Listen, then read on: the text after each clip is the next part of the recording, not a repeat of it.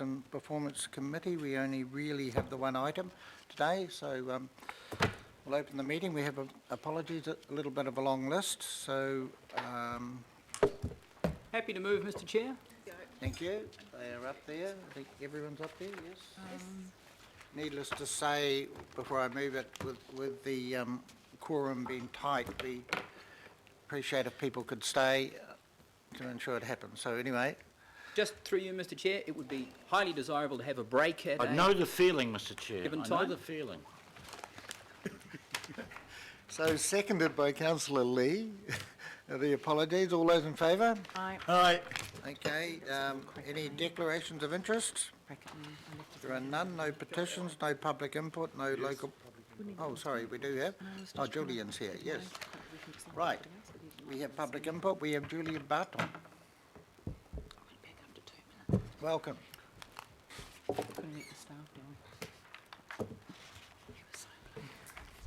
Thank you, Mr. Chair, and thank you, councillors, for the opportunity to talk today.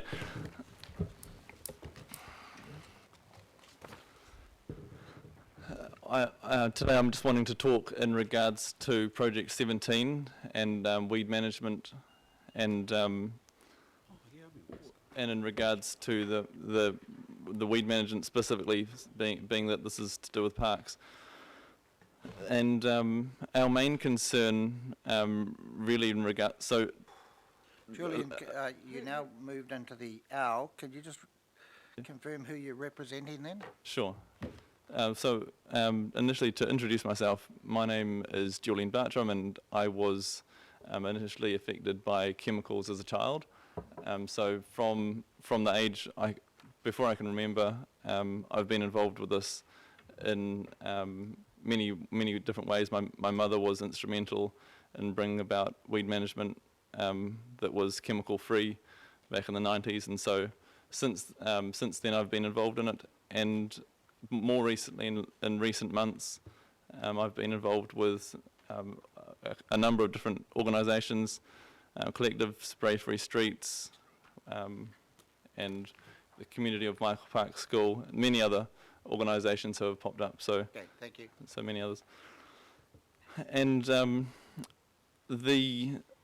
so Project 17 on the face of it does look like it's a really good step forward, and so I'd like to say thank you very much to all the people who have put that forward.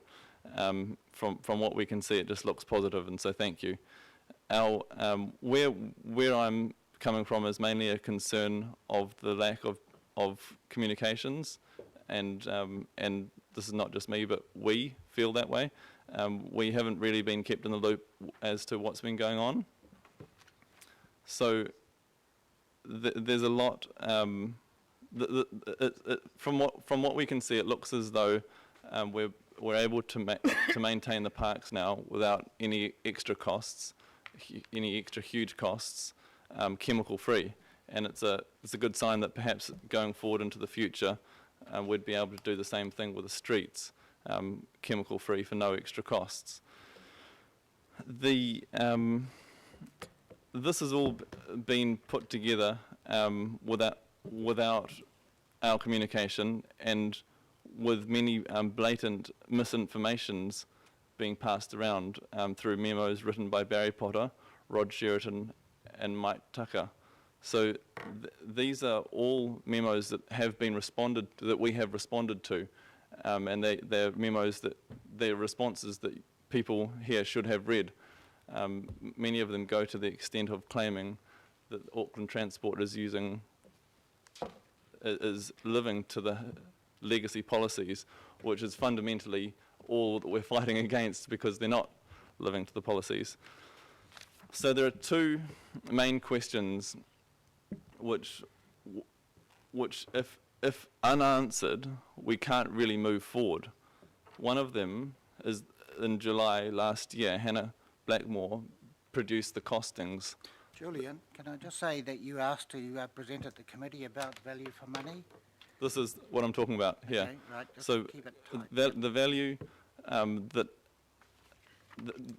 we could actually be doing this, according to Auckland Council's own costings, we could be doing this for 1/3 the price if we were to move away from Auckland Transport. This is specifically in regards to the streets.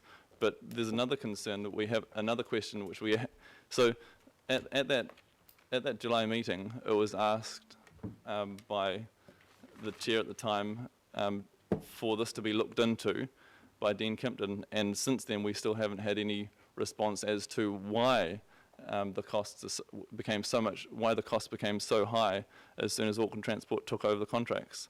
And if we were to go away from Auckland Transport, why couldn't we save that money? The other question is whether anybody has looked into using a company who is currently holding contracts in the North Shore and not using chemicals. There's a company called Biothermal. They are maintaining their contracts to the standard for no extra costs, and so when we ask if you could look into that as an option and we hear nothing in response for the whole year, we start to become wary. And so these are questions which we have asked from Penny Hulse in writing and in person and from the Mayor, and the responses we get from Penny Hulse are as though she actually never read the questions. So these are of grave concern. So at the last meeting where this was properly discussed, it was decided that this would go out for consultation in the long-term plan, because you all felt that we weren't prepared enough to be able to make the decisions in this annual plan. So you're calling for more information, more memos. But as long as you continue asking for that information, for information that's provided to you by the officers, as we can see, they're not true, they're not answering the questions. So you need to start listening to the community, and you need to start giving us the opportunity to speak. I've been declined from speaking, and many others have been declined from speaking to the Environment Community Committee, and this item needs to be put up on the agenda for discussion, for open discussion, so that we can all, so there are experts in the community, doctors who specialise in risk management for chemicals. Julian, time is actually up, but I'll give you another minute. Thank you. I'm actually near the end of my speech, so this is what I'm asking for. Essentially, is that communication is made possible where the community can be spoken with, and what I'd like really, because what's coming up is that we're going to be talking about this in the long-term plan. So it's really important that we are involved in what goes out for consultation in the long-term plan, and we want to be involved in that before it's too late. Once it goes out for consultation, it seems like a lot of the major decision-making has already been done. So we want to be involved in that now. So what I'm asking from the council is if you want to continue asking for more information from the officers, you'll probably continue waiting forever, and in effect you will continue poisoning us forever. But if you'd like to make a stand for some of the views and some of the concerns that we have, then you've got to start asking for more information from us now. Thank you, Julian. Thank you. Councillor, it was great that Julian complimented us on the step forwards we're making on this Project 17 contracts, because that's what he came to talk about, was the Project 17 contracts and our improvement on spraying in parks around the hard edges, etc., and playgrounds. So this is not a discussion about the LTP or anything, so I just remind you. Councillor Watson. Yeah, thank you, Mr. Chair. And it follows on from what Councillor Clough was saying. Julian, you commented on, and in a complimentary way, the manner in which the restructuring of the contracts in parks has met, to some extent anyway, your groups or associations' needs in terms of reducing chemicals at no extra cost. Am I right to assume that you believe that from the various forms of expertise you have available to you, that the same sort of scenario or savings to council could emerge from different contractual arrangements elsewhere in the council group, and particularly in terms of the substantial cost with Auckland Transport. Well, absolutely, that's right. That looks like it's the case, not from our assumption, but from the information that we're getting from council, and it actually confirms our own assumptions, which are similar. Yes, and we actually think there's a high chance that it could cost less to go non-chemical. So it really seems like it's so possible, and it's such an easy thing when you see that companies are already up and running doing it for no extra cost. So there really shouldn't be any concern, and if there was any concern, it would only be to people who might be out of pocket for not selling glyphosate. You know, there's really there's no other conclusion besides bribery and corruption why this whole thing could be so difficult. Actually, Mr. Sorry, Chair, I Mr. think Chair. this Is is it- A little bit careful there with where you're going on that, but anyway. Well, Mr. Chair, not a question to Julian, but a question to the officers. In the same way as we've had this review of the contracts in the park space, can anyone say whether there's any such similar review taking place with respect of Auckland Transport and its contracting Can arrangements? we wait till the item, John, Okay. for that question, because this is really questions of Julian. Are there any other? Wayne, yep. Sure. One of the issues that you raised, Julian, was around communication and I guess transparency. I'll be very brief, Mr. Chair. In the past, under the legacy councils, for example, Auckland City, there was an opportunity for the community to participate in particular groups that were set up so that the community had involvement and it had oversight, and this occurred for many years. I think similar situation with some other councils, but certainly Auckland City. On the part of the groups that you're involved with, is there a willingness to participate in that kind of engagement? Absolutely, yeah. We're very, very interested to hear what's going on. It seems we would very much like to be able to work in conjunction with the council, and it seems as though it's more of a battle against the council in many regards.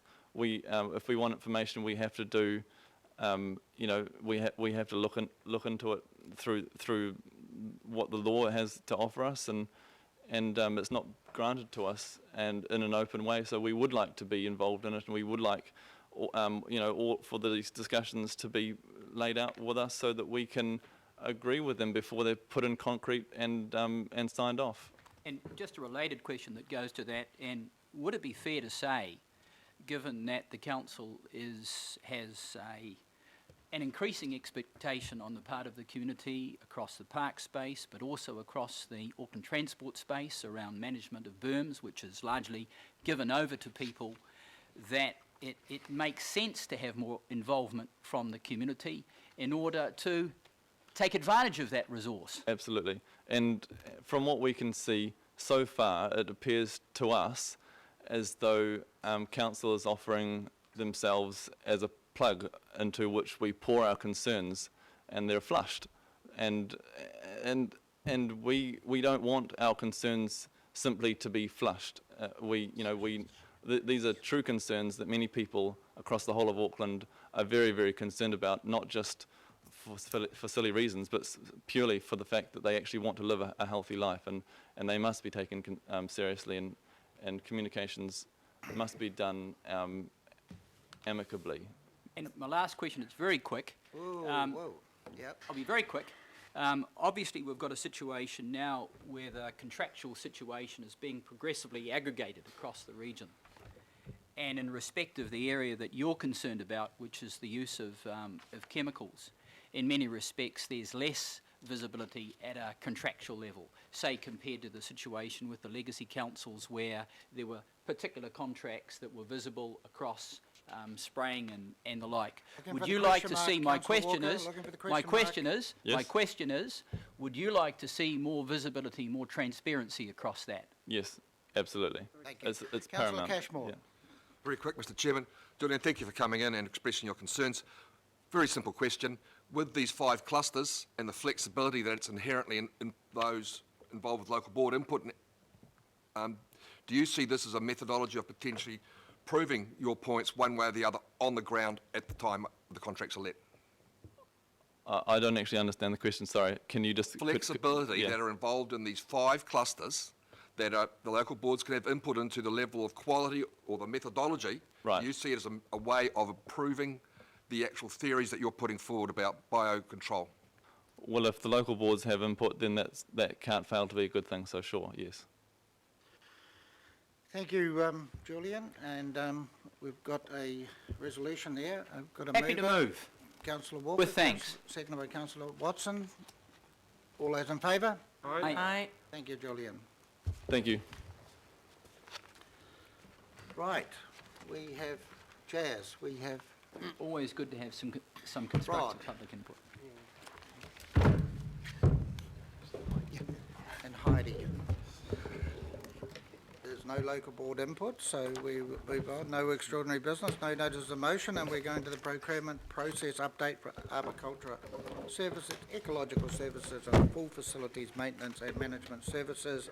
And I remind councillors, all we're talking about here is the procurement process. Yep, the process. As part of this open session, so But it's been moved and seconded, Chair. I'll wait to the main thing. So Rod or Jazz, I'm not sure who's going to lead Thank on. you, Mr Chair. I'll pick this one up. So, thank you, councillors. As the Chair... Should I just say one thing, councillors? We all might be a bit confused between the 17A reviews and Project 17, so so we're quite clear that Project 17 relates to 2017, and that's why it's called Project 17, so it's not would the never have 17A review. Sorry, Jazz. thank you, Mr Chair. It's actually going to be my point at the beginning. Took his speech. So now that the You can wind is repeat out of it. my You sails, can I'll... Thank you, Mr Chair. As you said, this process started in March 2016 because we knew our contracts for the provision of services that are covered in the discussion today were coming to an end in 30th of June 2017, hence why it was called Project 17. So the project team was set up in March 2016 and produced a strategy to go out and procure services in a different way in order to deliver what the community wanted. There was a lot of discussion, particularly through local board services, or local board should I say, and through community feedback regarding where our service levels were falling short. And so the team, or predecessor to Rod's team, took that on board and put together a strategy which addressed those issues, in particular looking at those outcomes that the local boards and the community were looking for. One of those issues identified was the duplication across service lines in the region, and what was recommended as part of the strategy was to cluster into local board areas in 5 particular areas across the region, and they've been defined as Tahi, Rua, Toru, Wha and Rima. What the Project 17 did was look at exactly what the outcomes were that were desired, put together a procurement plan which then addressed those outcomes, and we took those to market in August 2016, looking to invite suppliers to provide us with a different way of delivering these services and to provide us with value for money. So that was done by way of a 2-stage procurement process, being an expressions of interest followed by a shortlisting of those participants that expressed interest, who were then invited to participate in a request for proposal, or RFP. And we are now at the end of that process, where in the confidential part of this agenda you'll be receiving the reports which have been through the Strategic Procurement Committee and recommended to this committee for approval. So in terms of discussion around the particulars of the recommendation, I would recommend that be reserved to the confidential part, but happy to answer any questions about the procurement process. Councillor Walker. Quite obviously, we're going to be discussing this later, but I'm looking at page 10, where under 15, there are a number of issues and challenges listed, and they go to things like uncoordinated approach and lack of good quality asset information and so on. These are historical situations, the current situation. Obviously, we're taking this geographical approach. Having said that, the concerns of the community are often very much functional. So we had a speaker earlier, for example, that was very concerned around the use of sprays, around health effects. How are we going to deal with efficiencies around function, particularly as it goes to economies of scale and all of the things that you're listed here, in a circumstance where you've got head contracts that are geographical and there may not be a functional relationship across the board, across those contracts. So, to give you an example, let's say we've got some wonderfully efficient, sustainable, chemical-free technology that exists. How can we make sure that that can apply across these existing contracts that are geographical when it's functional? Through you, Mr. Chair. That's a good question, and we can address it a little bit more through the confidential discussion around the structure of the contracts. But what I can also say is that Rod's team, so the Community Facilities team, has gone through a restructure to address exactly those functional issues. And so there is not only a contract management team, but also a supplier management team and an audit team. And they would look at those areas of service if it's a functional issue, and they'll look at it in a region-wide sense as well. So if there's an efficiency or an innovation that is presented to any one of those areas or across a range of those clusters, then they would look to leverage that across the region if it makes sense from an efficiency and a financial point of view. I have a further question, and that goes to an issue that's been raised and obviously something that concerns the community, and that's around transparency, value for money, and goes to the concept that I'm putting around functionality. How is it going to be possible for the community and also council to have oversight around particular costs that are functional costs? For example, it might be around mowing, it could be around spraying, it could be around some issue such as that across the region, when those costs effectively are hidden within these larger contracts. So how can the council and the community have some oversight? And it particularly goes to value for money, innovation and the like. Are we going to make those costs available? Through you, Mr. Chair. In terms of visibility around performance, etc., if I can address that in two parts. So one is performance. In the contracts themselves, there is a very comprehensive regime around meeting performance indicators, and that will be reported monthly and quarterly. And so the councillors and the community certainly will have visibility around performance of the contractors. In terms of any particular detail that is specific to a contractor and a particular pricing, we will review that in terms of whether that's confidential information or sensitive information. If not, we do publish the spend data, and I acknowledge, Councillor Walker, your observation that we don't generally get too granular around that, but if it is an issue that we can report at a granular level without affecting the confidentiality of a supplier's IP or information, we would look to do that.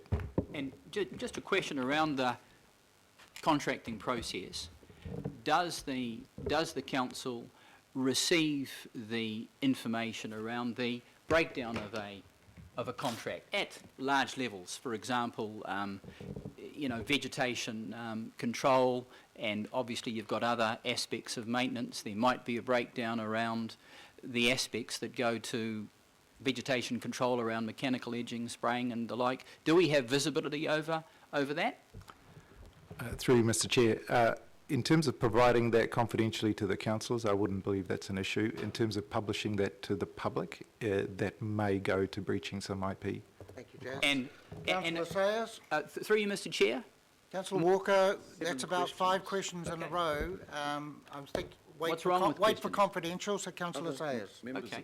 This is the one item we've got on the agenda Councillor today. Sayers. Thank you, Mr. Chair. Three questions, all fairly brief. The first one's a very broad question, Jazz, and we can go into more detail and confidential, but it's probably appropriate to ask this question very broadly, a very broad answer, in terms of and it's around the financial envelope. So we had a financial envelope to deliver all the services within. Have we delivered in that financial envelope or not? Through you, Mr. Chair, I guess without getting into confidential aspects of the detail, there's a broader financial envelope which is the annual plan process. And if I may defer to Mr. Ramsey, he might be able to talk through that process. I don't think we need to go any further than that. We actually have a broader envelope, which is the LTP. So any going outside supposed envelope at the moment gets addressed in the long-term plan, Councillor Sayers. All right, so it sounds like we might have to be doing that I can read into that answer. And these others, just picking up on the point there, Jazz, a quick one on the transparency. My understanding is that there was an idea of putting contracts on the web for the public to see and subcontractors up to a certain level within that. Is that still on the agenda? Through you, Mr. Chair, yes, that will be presented to the Strategic Procurement Committee, a proposal around what additional reporting we do on our website through the May meeting of that committee. All right, great, fantastic. And last one, Ross, which I've given a heads up through you, and this is just the update from the Local Government Commission around the work that they're That will doing. be dealt with in confidential as the first part of the... All right, okay, all right, thank you. Councillor Hulse. Thank you. I've just got 2 clarifications to make. So am I correct in saying, without divulging any of the confidential material that we're going to go into, that the way the new contracts are structured, the key driver is more localised board input? And secondly, on the issue of herbicide reduction, that the new contracts are driven by the herbicide reduction policy and will make it clearer that herbicide is actually being reduced in a local area by area measurable way.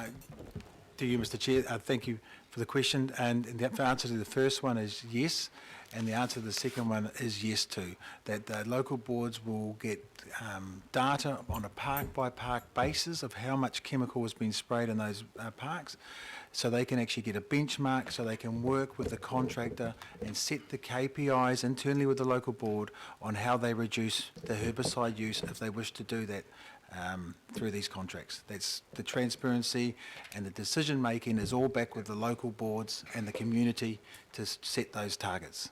Thank you, Mr. Chair, for the opportunity to clarify that, and I will be putting this information clearly together as I have read word for word every email that's been sent to me about glyphosate, every word that's been sent to me about glyphosate, and those emails are filed and the information has been made available to everyone who's written to me, and we will make it even more clearly available to those people yet again post today. Thank you. That was a good follow-up question. I thought so too. Councillor Watson. Thanks. And just following on from your comments there, Rod, in terms of that data to the local boards on a park-by-park basis, I'm just curious to know what that means in practical terms. Is it will it be like a printout of, you know, how much say glyphosate is being spraying, or is it a identification of areas that that still remain sprayed within each individual park? And whatever the answer may be to that first part, does that then give the local board the ability after that to say, well, actually, in terms of improved service level for us, that doesn't need to be sprayed, we're quite happy with it, it doesn't need to be done. Is that the sort of arrangement that we're thinking of coming out of this? Most definitely. It's for the local board to actually get the information about a park by park basis, what areas are sprayed. If the board decides to reduce their service level and say that they want to turn it into a meadow and the grass grows higher, if that's what their community wants and they needs, that's when it comes back to a local board decision around reducing herbicide use. Okay, and just in terms of that mechanism with the board, Rod, and that's very encouraging to hear. In terms of communicating that, that will be done to them in term. I mean, I'm thinking of some of the local boards have a lot of parks, playgrounds and parks as combined, it can be quite numerous. What's the actual mechanism for allowing them to take up that very kind offer in terms of identification? Will that be to individual board members, or will it be via some sort of submission process of the board as a whole, covering them all off in their local board area? Is there any particular thoughts on that at the moment? Yep. So we will have monthly workshops with the local boards where we will report on the KPIs of the contract, where the contract has come to from a high level point of view. On a quarterly basis, we will obviously sit down in a more intense meeting with the local board, and where they'll be able to set these targets and look at what we're doing and look at where if they want to reduce any of the service level or increase it. They will have the option. Our job is to be trying to get as much into these contracts as possible from a local board perspective. We got resolutions from every local board on what was important to them prior to Christmas, and then it was actually put into this process. We have now gone back to local boards and had a resolution from every local board supporting the process that we're taking and the way and that their involvement. So their involvement, and there's a commitment that we will go back to them next month, where I will actually go back and see every local board again and work with them on their smart and social procurements, their environment targets that we want to set, and their asset database. It's the first time they've actually had their asset database. It's the first time they've had input to local service levels, and it's the first time they will set the smart procurement targets for their region and for their region. So the commitment is that we will go back next month and do that and set those targets with them. Okay, thanks. And then they will be measured on a quarterly basis. And to answer Councillor Walker's question, we have got an internal audit system that we've got that's been produced, which will be spread across the region. So while these contracts are locally based and cluster area based, we have a team that actually measures performance from a regional perspective. And to come back to efficiencies, there's quarterly workshops with every contractor where we come together on a quarterly basis, where we look at efficiencies, target savings, where we can look at saving targets, new chemicals, new way of reducing herbicide, new efficiencies, what's new to the market, and what's working well in some areas and what's not working. So we're bringing the teams together on a quarterly basis as a regional approach to say, well, if something's working well over here, let's put that across the region. So while it's always been our intent is that these contracts are making our size and scale work, and then we obviously get local input from a smart procurement and a social point of view and an environment point of view. Just make the comment, Mr. Chair, that certainly on the face of it, the willingness to engage and reflect local needs is something that we hope the other divisions of the council pick up. Thank you. Thank you, Rod. Councillor Cooper. I think my question's been answered, Mr. Chairman, and just around if things aren't working, there is that flexibility. For example, if there's people that saying we want to use thermal treatment of weeds, but then it doesn't kill them, what other methods are there? Because I think there's another side to that as well. So I think it'll each be determined by each local board, I imagine. So thank you. So through you, Mr. Chair, the contractors that we're working with are all open to doing experiments, all open to looking at how different things work and then measuring those and then reporting those back to a local board basis. So if something doesn't work or it does work, we can then do a cost comparison on those sorts of things. So these contracts are open and flexible enough that any service can come in and out, any CCO can join us or not join us. So there's really size and scale and the flexibility from a local board point of view to work with service levels. Thank you. And Mr Chairman, because it's already been moved and seconded, can I just make a comment? Yes. Thank you. I just want to thank the team for doing all this, because over the last 6 years, I think a lot of local boards have felt and councillors have felt pretty powerless in this regard. When people from the community come to us and say, look, why isn't this happening, or really worried about the state of this building or my town centre, or there's weeds in the gutters, in the roads, things aren't cut.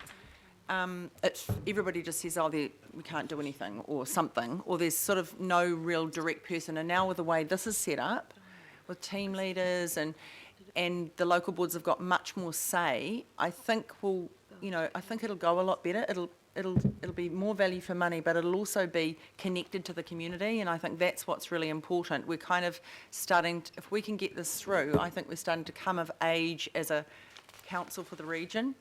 And getting more connected back to our communities. And I think that this is the nuts and bolts of what we do as a council. This is probably some of the most important stuff. It's our, what you call, community-facing stuff. And people pay their rates. They want to see their towns and their communities tidy. And I think this is hugely important work. So I want to thank you. It feels like you've done everything you possibly can to get it where it is now. Thank you very much. Thank you. Councillor Collins. Thanks, Chair. One question's been answered on smart procurement, so thank you. I just wanted to ask one question and a quick comment. In the report, it says that local boards are being asked for feedback. Can you guide me on how many have formally resolved as far as this report is concerned? Through you, Mr Chair, I believe that was circulated to the councillors, but I understand that all 21 local boards have formally resolved, and that feedback should be available to you. Excellent, thank you. And so just the last comment I wanted to make was with regard to the Māori impact statement, and I'm excited to see point 31 about how the project is going to, asking the suppliers to explicitly identify how, where and when Māori outcomes there'll be delivery as far as those contracts are concerned, which also means I'm resting relatively comfortable with the approach with smart procurement, so thanks.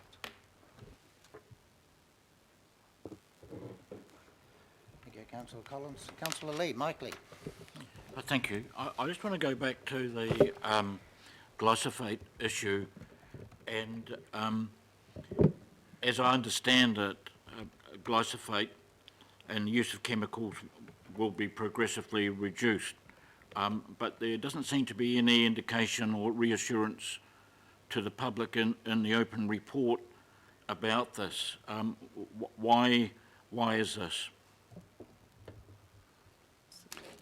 Through you, Mr Chair, once these contracts have been approved by this committee today, we will work with the Project 17 team and the local boards around exactly what outcomes will be delivered when, and that will be communicated to the public. I believe a communications plan is being developed, and once confirmed, we will communicate that. Okay.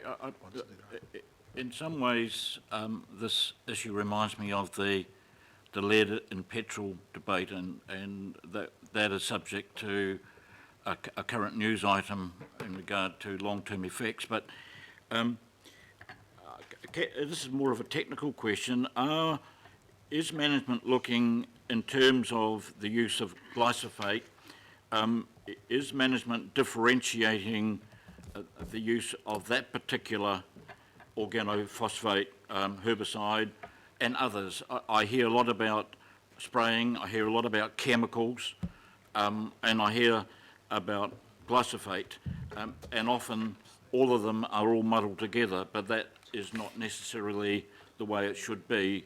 There may be alternatives which are not based on this agent and are not subject to the concerns, not just here but all around the world. So are we looking at different alternatives in terms of chemical spraying?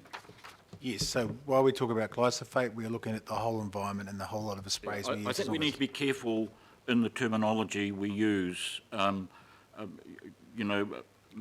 Talking about chemicals and spraying and glyphosate and not differentiating what we're actually talking about. Thank you. Thank you. Thank you, Mr Chair. Just a quick comment, because I think most of my questions have been answered. You know, I personally believe, as a former local board chair, that this is the biggest step up in local government, in the shared government model that we've done. This truly involves the local boards and what happens in their community. And to sort of answer some of Mr Bartram's comments, it also gives the local community a real chance to be involved what happens in their local communities. I mean, we're a big region. We have the rural sector and the inner urban sector, you know, competing in this space. And I think this absolutely takes that shared governance models and strengthens it. And I think, you know, this will be one of the biggest wins for local boards in how we operate. I really want to congratulate Jazz, you and the team. I think you've really worked to understand the frustrations that for 6 years local boards have had around why can't they get the local park mowed more when they would like it mowed more? Why are their town centres not cleaned to a higher level? Because that's what they want. I think this really responds to that, you know, frequently asked concern that have come from local boards for a very, very long time. We haven't had it right. We have been duplicating. We have had mixed messages across the service deliveries, and this actually clarifies that. So I congratulate you, and I think this is probably one of the biggest wins that we've done to date. Thank you. Just a question. And we extend that thanks to Rod and the team as well. It wasn't meant sorry, to be just sorry. Jazz. So it's Rod and the team, Rod and Heidi and the team Sorry, as well. Rod.